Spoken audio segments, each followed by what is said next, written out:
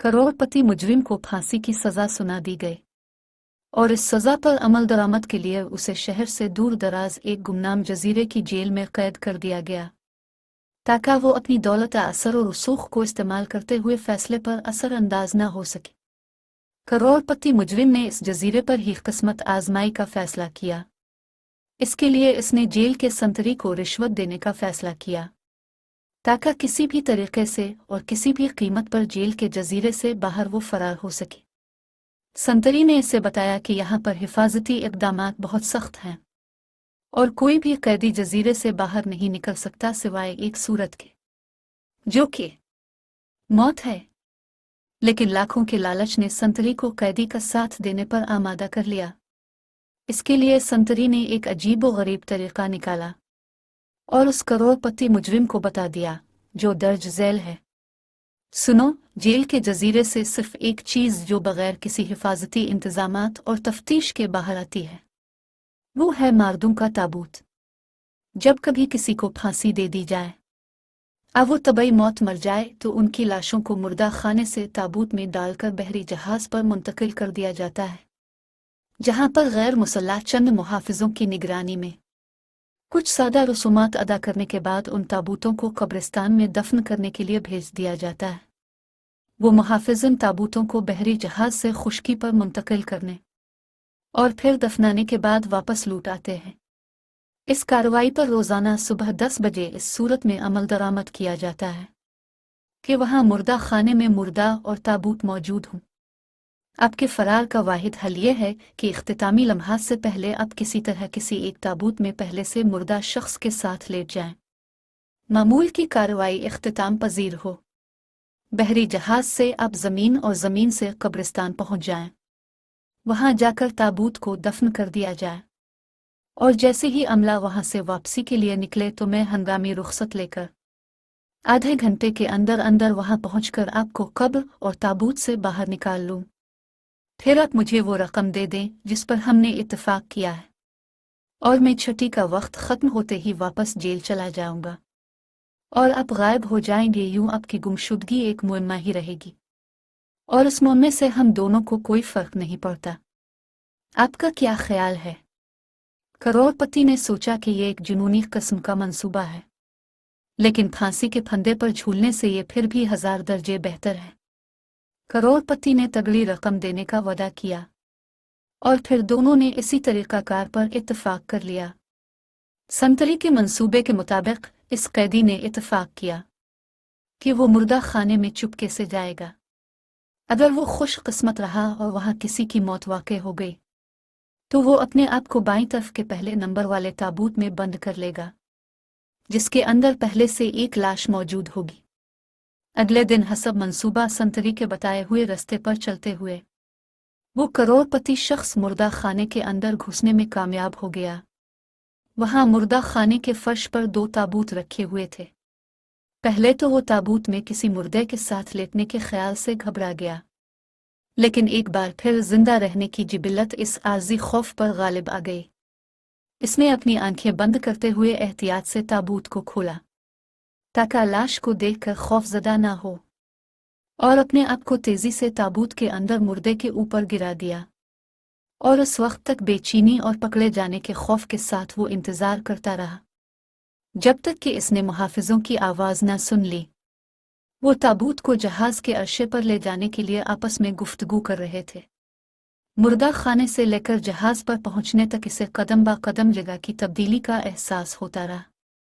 जहाज का लंगर उठने से लेकर पानी पर उसकी हरकत को इसने महसूस किया।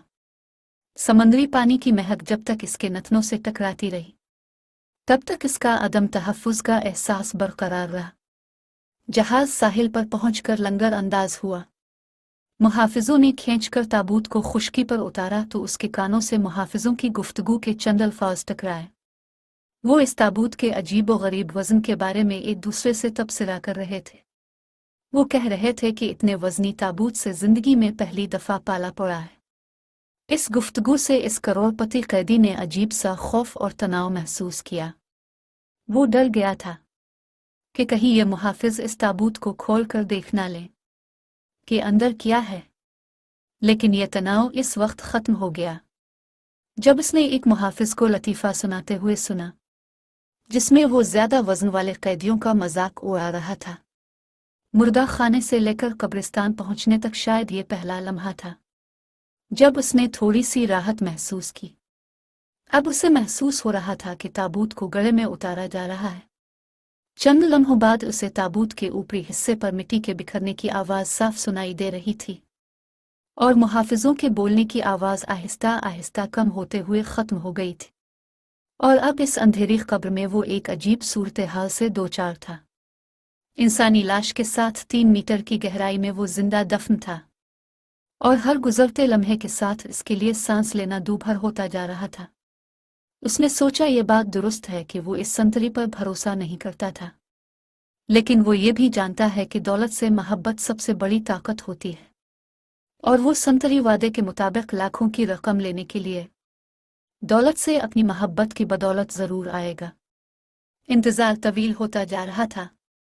जिस्म पर पसीना बहने का एहसास यूं हो रहा था जैसे हजारों चूंटियां धीरे धीरे रेंग रही हूं। सांसें धुवनकनी की मानिंद तेज तेज चलने लगी थी और हब से दम घट रहा था।